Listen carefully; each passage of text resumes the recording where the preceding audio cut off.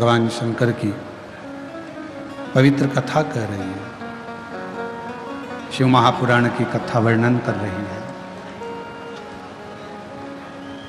पार्वती जी के भीतर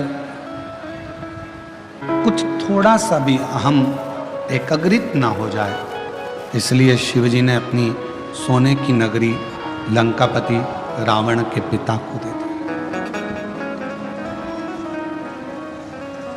कथा के दूसरे दिन एक बात कही थी कि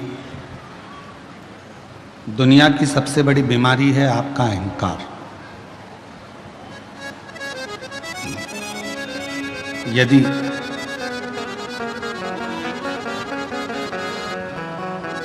भीतर का थोड़ा सा भी अहंकार अगर समाप्त हो जाता है तो परमात्मा के मिलने में देरी नहीं होती। बेलपत्र शिव महापुराण की कथा यही कहती है। एक बड़ा सुंदर सा चरित्र शिव महापुराण के अंतर्गत आता है।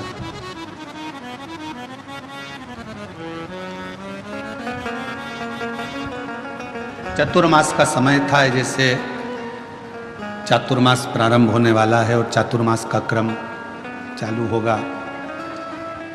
जो संत होते हैं, साधु होते हैं, तपस्वी होते हैं, साधक, उपासक, व्रती होते हैं, वो एक ही जगह पर अपने 4 महीना चातुर्मास का भजन, कीर्तन, स्मरण, जप, तप, साधना करते हैं।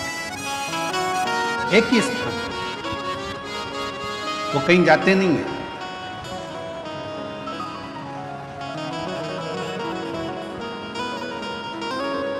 किसी ने एक बात पूछी कि गुरुजी, व्रत क्या केवल मनुष्य ही करता है? क्या केवल मानव ही व्रत को धारण करता है? शिव महापुराण की कथा कहती है, भगवान शंकर का चरित्र कहता, शिव तत्व कहता है, भगवान शंकर की पवित्र कथा कहती है, शिव महापुराण कहती है कि शिव जी का एक नाम पशुपति नाथ है।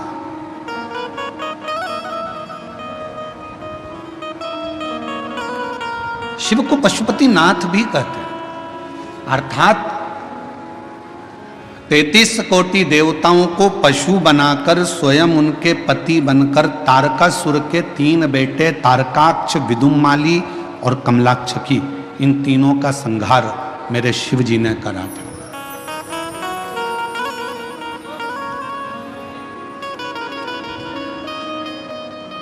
एक बार माता पार्वती जी ने शिव जी से यह प्रश्न किया है।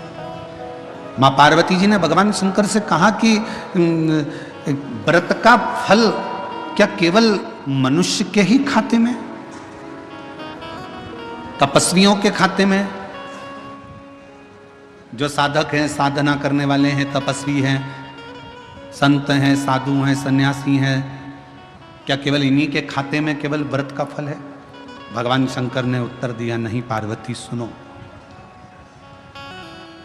33 कोटि देवता में केवल एक शिव जी कहते हैं, केवल एक मुझे लोग पशुओं का देव भी कहते हैं, पशुपति नाथ भी कहते हैं।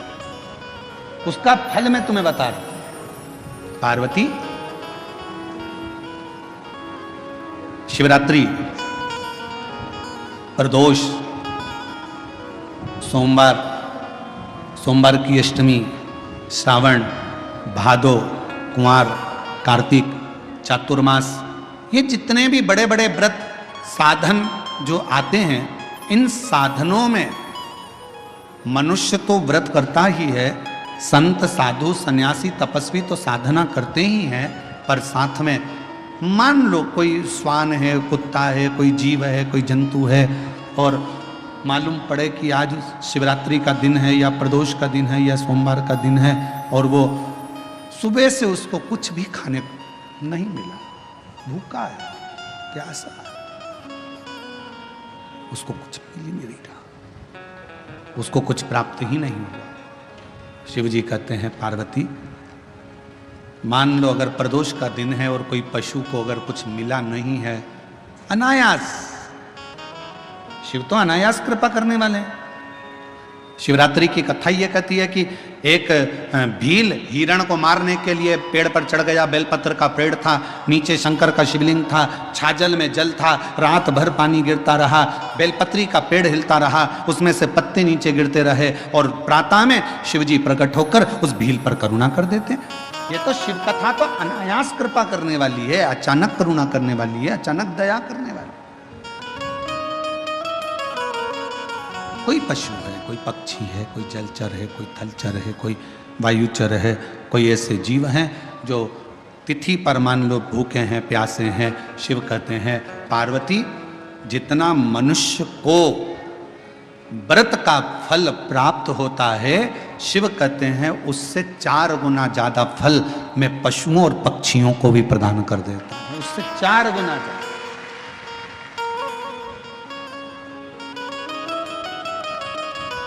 उसको पशुपति नाथ कहते हैं। चतुर्मास का समय था। एक संत शिव के अड़भंगे भक्त थे, एक पवित्र नदी के तट पर बैठकर भगवान शंकर की साधना, तप, आराधना शिव जी की करना प्रारंभ कर। पार्थिव शिवलिंग का निर्माण कर लेते, उन्हीं का पूजन करते, उन्हीं की अर्चना करते, उन्हीं की चाकरी करते। नदी के इस ओर संत सब तब साधना भजन पूजन कर रहे हैं और नदी के उस ओर एक परिवार रहता था जिसमें एक बालक रहता था जिसका नाम था शिवानंद। क्या नाम है बालक का? शिवानंद। और शिवानंद बालक रोज माँ जब कपड़े धोने के लिए आती, वस्त्र धोने के लिए आती, नदी पर कोई स्नान करने के लिए आती, तो शिवानंद बालक सामने घाट पर बैठे हुए संत को तप करते हुए देखता, पार्थिव पूजन करते हुए देखता, तो उसके मन में भाव जागृत हो गया कि एक बार मैं संत का दर्शन कर। और मैंने तेरे ही भरोसे बाबा, तेरे ही भरोसे हवा बिच उड़ती जावांगी, बाबा डोर भतो छड़ी नाम कटी जावांगी। भोले मैं तेरी पतंग, शंभू मैं तेरी पतंग हवा। शिवानंद बालक ने नौका ली,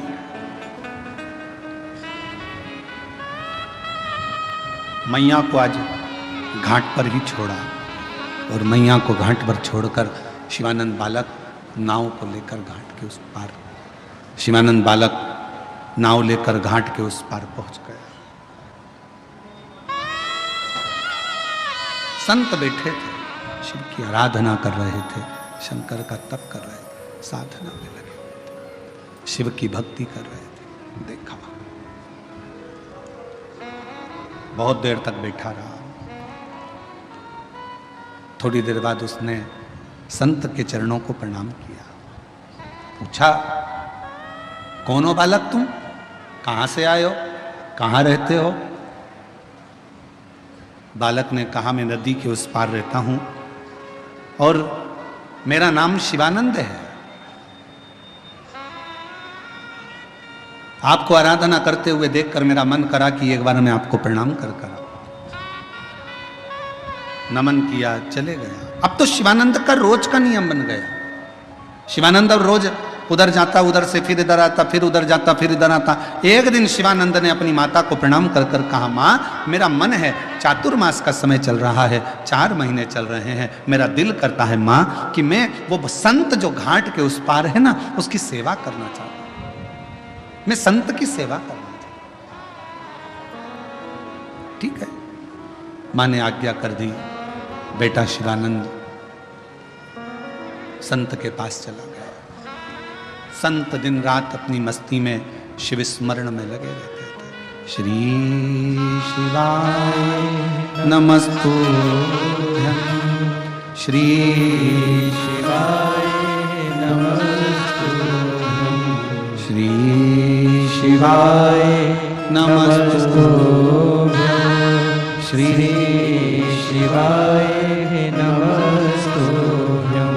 श्री शिवाय नमस्तुभ्यं। श्री शिवाय नमस्तुभ्यं। श्री शिवाय नमस्तुभ्यं। श्री शिवाय नमस्तुभ्यं। संत बैठे, शिवानंद बालक भी भगवान शिव की आराधना में डूबा रहता है, भक्ति। एक दिन शिवानंद बालक बेलपत्र के कुछ पत्र लेकर आ गया।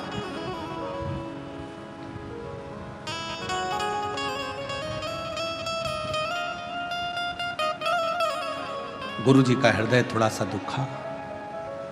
पूछा, तुम बेलपत्र के पत्ते लेकर आए हो,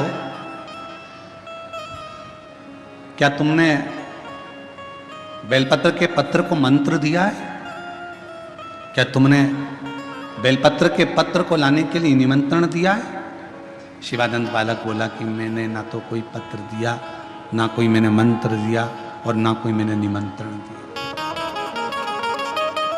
बेलपत्र के पत्र को तोड़ने से पहले एक नियम है कि बेलपत्र के पत्र को वृक्ष से जब तोड़ा जाता है तो सबसे पहले उसको मंत्र दिया जाता है। क्या कहा जाता है? ओम नमः शिवाय। बेलपत्र के पत्र को पेड़ पे से जब तोड़ा जाता है तो ओम नमः शिवाय का नाद किया जाता है। और बेलपत्र के पत्र में, इसमें तो वो नहीं है गूठी, बेलपत्र का जब पत्ता टूटता है तो यहाँ एक गूठी आ जाती है। देखा है आप लोगों ने? जम के तो बोलो, देखा है? तो बेलपत्र के पत्र में जो गूठी होती है उसको भी जब तोड़ा जाता है, उस गूठी को जब अलग किया जाता है तब भी शिव मंत्र उसको दिया जाता है। ओम नमः शिवाय। ओम नमः शिवाय। ओम नमः शिवाय। वृक्ष पे से पत्ते को तोड़ा तो मंत्र दिया, गूठी को तोड़ा तो मंत्र दिया, और बेलपत्र के पत्ते को जब तोड़ा जाता है, मंत्र, पत्ते को तोड़ने से पहले मंत्र प्रदान किया जाता है, और जब तोड़ा जाता है तो कहा जाता है, हे माँ पार्वती, हे माँ गोरा, चलो तुम्हें शिवजी ने बुलाया है मेरे कल्याण के लिए। माँ, आपको शंकर जी ने याद किया है, मेरे ऊपर बहुत दुख है माँ, कल्याण करिए, चलिए मेरे दुख को समाप्त करिए, निमंत्रण दो।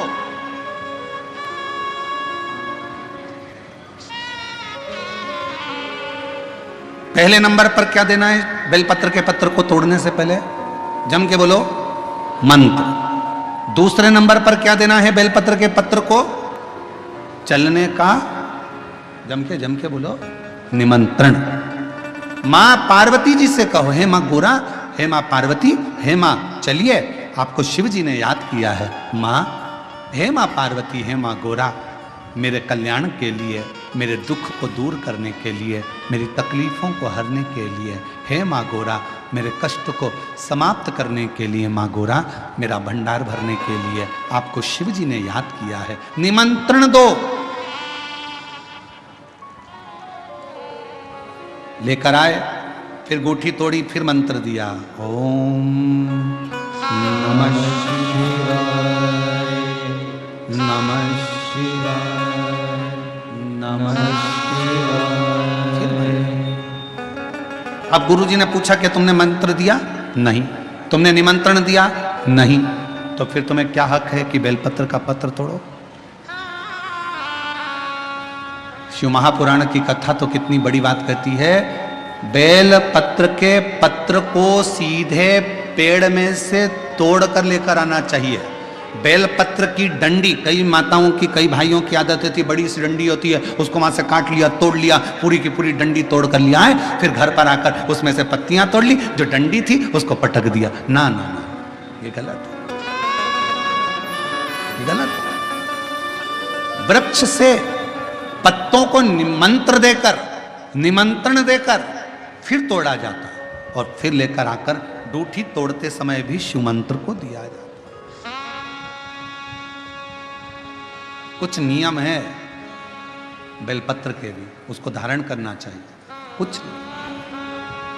जैसे डॉक्टर की गोली खाने के भी नियम होते हैं। डॉक्टर साहब लिखते हैं कि सुबह ये गोली लेना, शाम को ये लेना, ये भोजन के पहले लेना, ये भोजन के बाद लेना, और सुनो इसको गर्म दूध से ले लेना, इसको पानी से ले लेना। अब मालूम पड़े तुमने सोचा कि मैं एक काम करती हूँ, कहाँ मेरा टाइम बर्बाद करूंगी, सुबह लो, शाम को लो, दोपहर में लो, तो तुमने सारी गोली एक साथ खा गई और फिर डॉक्टर के पास गई। डॉक्टर साहब मेरे को तो आराम ही नहीं लग रहा, मैंने 3 बार 15 दिन से गोली खा रही हूँ, 10 दिन से गोली खा रही हूँ। डॉक्टर साहब ने पूछा गोली खा रही हो तो क्या तुमने नियम धारण करा?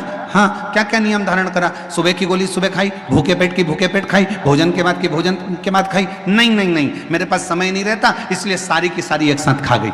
डॉक्टर ने कहा इसीलिए तो दवाई असर नहीं कर रही है। दवाई खाने का भी तरीका होता है। आवाज सेट नहीं है भाई। दवाई खाने का भी तरीका होता है। दवाई को खाने का भी एक तरीका है। उस दवाई को खाओगे, आनंद पाओगे, स्वस्थ हो जाओगे, रोग मुक्त हो जाएगा।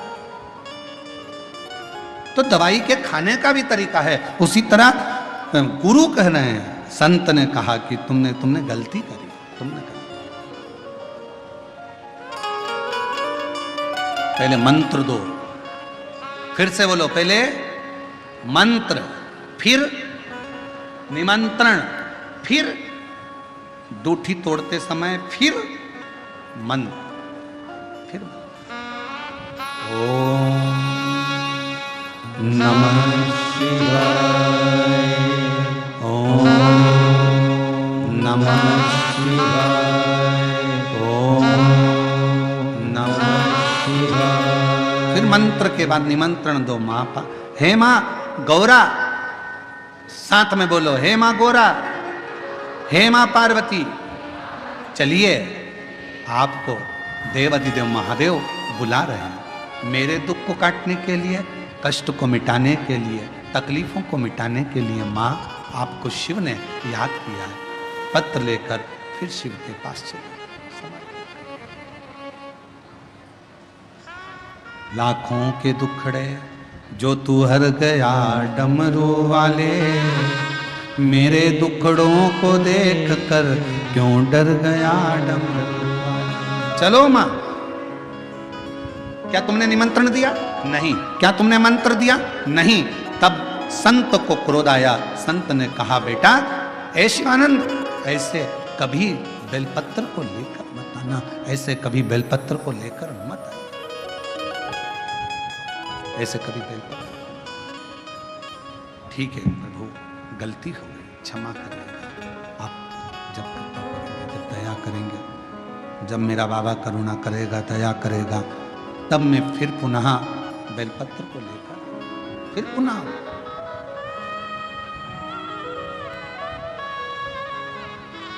अब शिवानंद जैसे संत ने बताया था वैसे की वैसे ही करने लगे।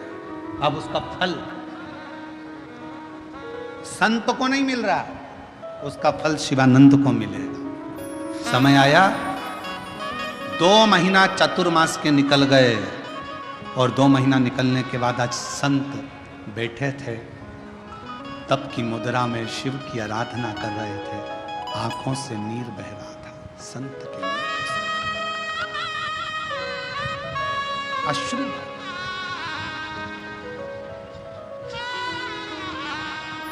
शिवानंद ने पूछा, गुरुदेव आपकी आंखों से आंसू बह रहा है, नेत्रों से नीर बह रहा है?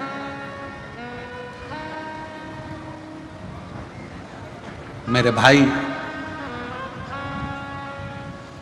जिससे प्रेम करो, जिसको अपना मानो, और अगर उसी की जिंदगी में दुख आने वाला हो और आपको मालूम पड़ जाए कि जिंदगी में ये तकलीफ आ रही है उसके, तो नैनों से नीर बहने लगता है, आंसू। एक पत्र है, अच्छा है।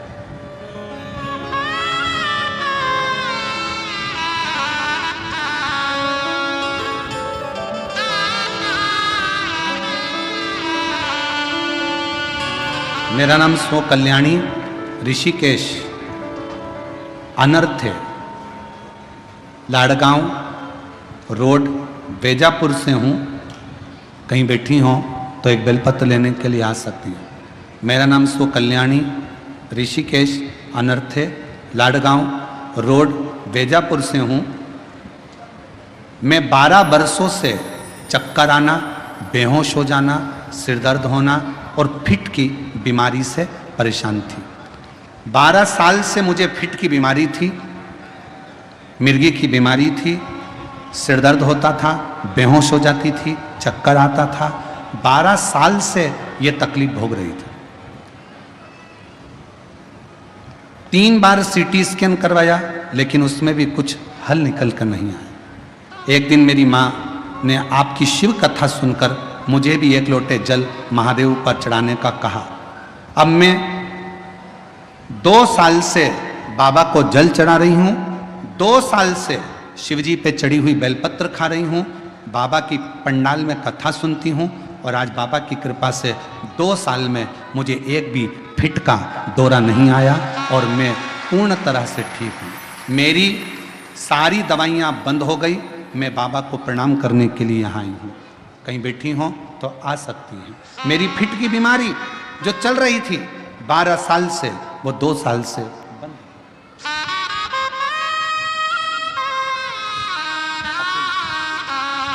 हमारे बीच में माननीय राज्य मंत्री श्री अब्दुल सत्तार जी साहब पधारे हैं। मैं एक बार जोरदार ताली बजाकर उनका स्वागत वंदन साधुता।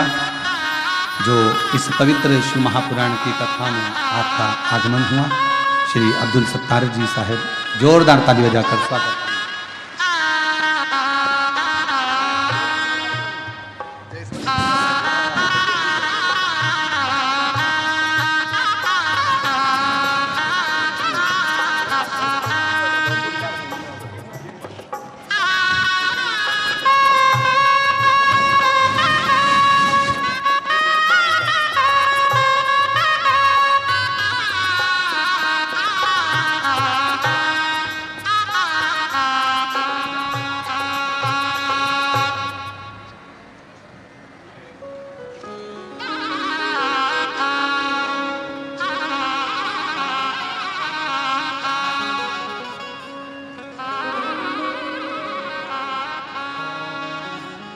बारह साल से फिट की बीमारी थी और 2 साल से बाबा की कृपा से फिट की बीमारी समाप्त हुई है।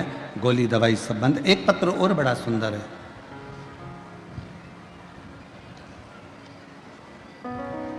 श्रीमती हेमवती हनुमंत कुम्हार, पूना से कातराज। मेरा मोबाइल नंबर ये है, आप लोग मेरा मोबाइल नंबर ये श्रीमती हेमावती हनुमत कुम्हार, पूना से कातराज। मेरा मोबाइल नंबर ये है। कहीं बैठी हो तो आ सकते हैं। मैं बेजापुर छत्रपति संभाजी नगर में आई हूँ।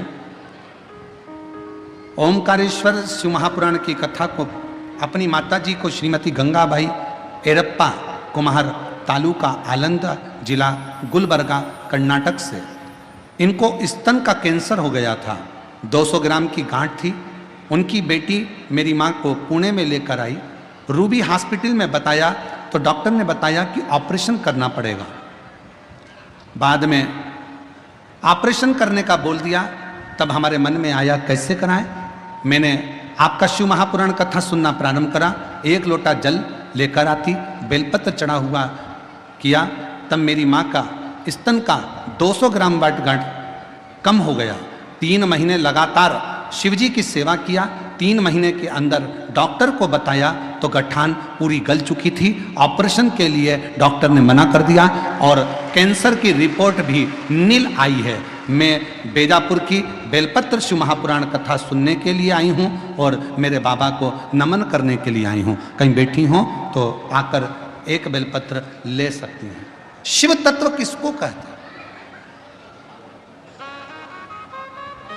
पत्र बहुत सारे हैं, हम सारे पत्र तो पढ़ते नहीं, फिर भी जो पत्र हाथ में आ जाता है उसका स्मरण कर लें। और शंभु शरण बड़ी मांगो घड़ी रे घड़ी, दुख काटो दया करी दर्शन आपो। शंभु शरण पड़ी मागो घड़ी रे घड़ी दुख काटो दया करी दर्शन आपो। शिव कथा कर रही है, भगवान शंकर का चरित्र कर रहा है, शिव महापुराण की कथा कर रही है। 2 महीने पूर्ण निकले, 2 गुरु की आंख से आंसू बह रहे, नेत्रों से जल।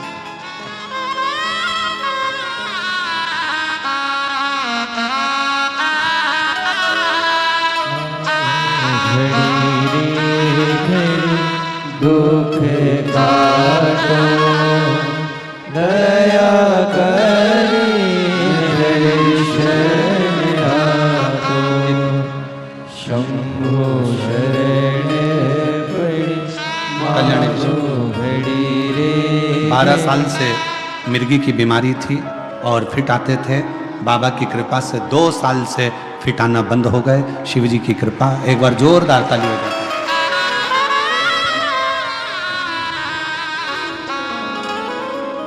और तेरी कृपा का क्या है भरोसा कब किस पर हो जाए, जरा सी हम पर कर दो, जरा सी हम पर कर दो।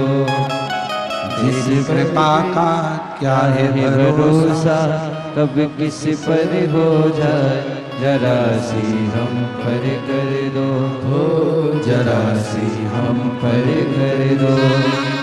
जिस पर भी हो गई तेरी करुणा कृपा वो भव पार हुआ, भव पार हुआ। पापी हो चाहे जितना उसका भी बाबा उद्धार हुआ, उद्धार हुआ। अजामिल गणिका जैसे तेरे मन को भाई, जरा सी हम पर कर दो, जरा सी हम पर कर दो। शिव कथा कर रही है, भगवान शंकर का चरित्र कह रहा, शिव पुराण का। शिवानंद ने रोते हुए देखा, पूछा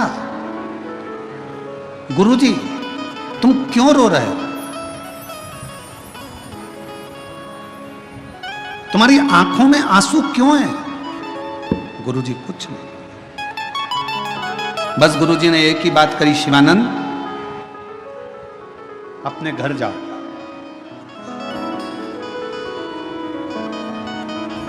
8-10 दिन जरा घर पर रहकर फिर आओ, जाओ। शिवानंद ने कहा गुरुजी घर? हाँ, आप मुझे घर क्यों भेज रहे हो? गुरुजी ने कहा मेरा मन है कि तुम थोड़ा सा 8-10 दिन, अब 2 महीना रहते रहते हो गए, 8-10 दिन तुम अपने घर पर होकर आओ, फिर वापिस आ जाना। जाओ जरा 8-10 दिन के लिए तुम अपने घर पहुंचो, जाओ। शिवानंद ने प्रणाम किया, नमन किया, दंडवत किया, और प्रणाम कर कर, नमन कर कर, दंडवत कर कर शिवानंद चल दिया, घर पर पहुंचा। यहां संत के साथ में, एक गुरुजी के साथ में एक चेला रहता था। थोड़ा सावधानी से सुनना, बेलपत्र शिव पुराण की कथा है। एक बेलपत्र कितना कमाल करता है, वो कथा ये शिव महापुराण की आप और हम श्रवण कर रहे हैं। गुरुजी के साथ में एक चेला रहता था। उस शिष्य ने पूछा, गुरुजी इतना अच्छा शिष्य था शिवानंद, सेवा कर रहा था, गौ माता को संभाल रहा था, सारा काम करता था, झाड़ू भी लगाता था, पोछा भी लगाता था, भोजन भी बनाता था, भोजन भी कराता था, और आपने उसको घर भेज दिया, क्यों? गुरुजी ने कहा कि कल मैं स्नान करने के लिए गया था, और जब मैं गंगा का स्नान कर रहा था, स्नान करते समय मुझे देवऋषि नारद और यमराज दोनों के दर्शन हुए। देवऋषि नारद का भी दर्शन हुआ, यमराज का भी दर्शन। यमराज ने देवऋषि नारद से कहा कि नारद, ये जो बालक है शिवानंद, ये 5वें दिन मर जाए, इसके प्राण छूट जाए।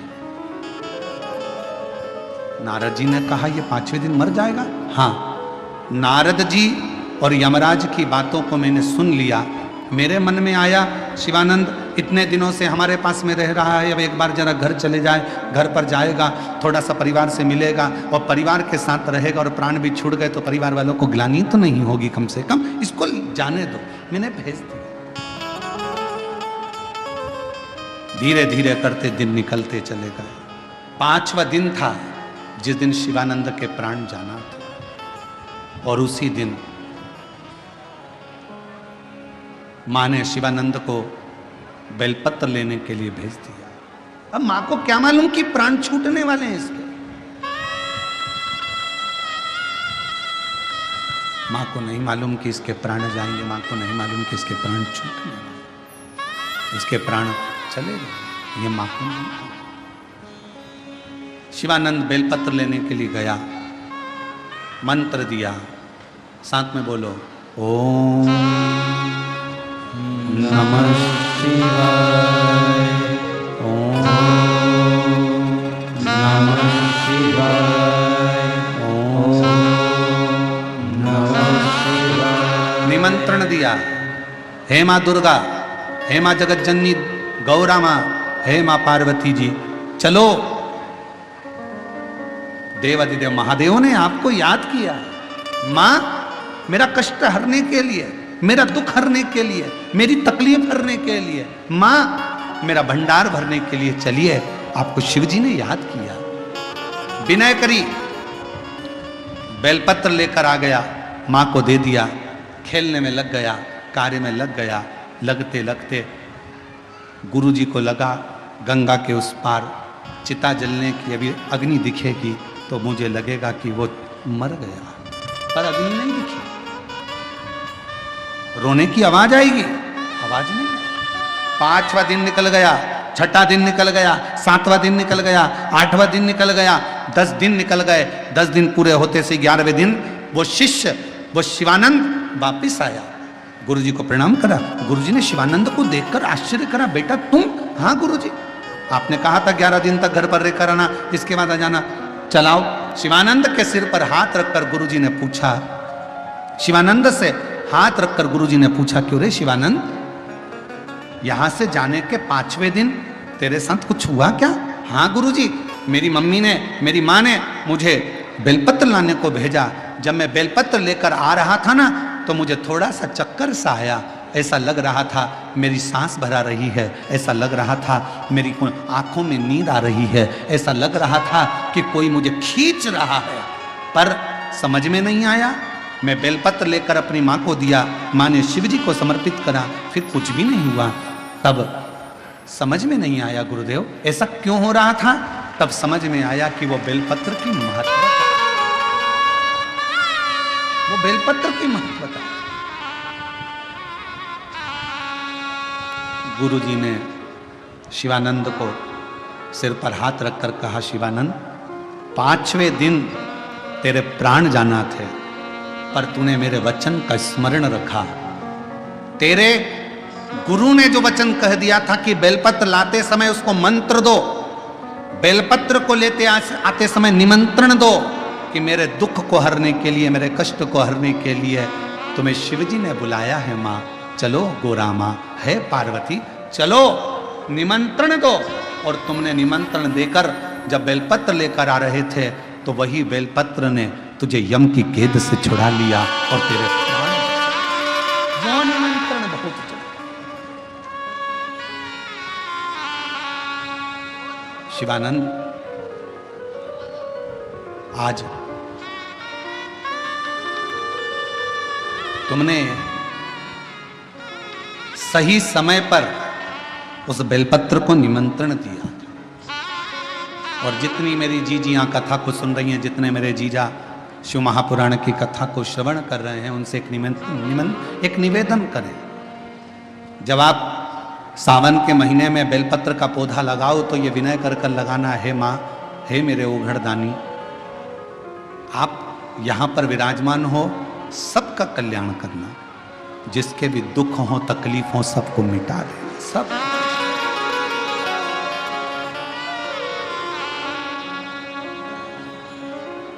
मौके का इंतजार ना करिए। खास मौके का इंतजार केवल एक मनुष्य करता है, और आखिरी में वो खास मौका आता है कि नहीं आता, कोई भरोसा नहीं होता। कई लोगों की आदत में जूते खरीद के लाए, मम्मी अभी मैं पहनूंगा, कपड़े खरीद के रख लिए, अलमारी भरा रही है, अलमारी में कपड़े की कपड़े जमे हुए हैं, अभी मैं पहनूंगा, खास मौका आन दो, मौका आन दो, मौका आन दो। और खास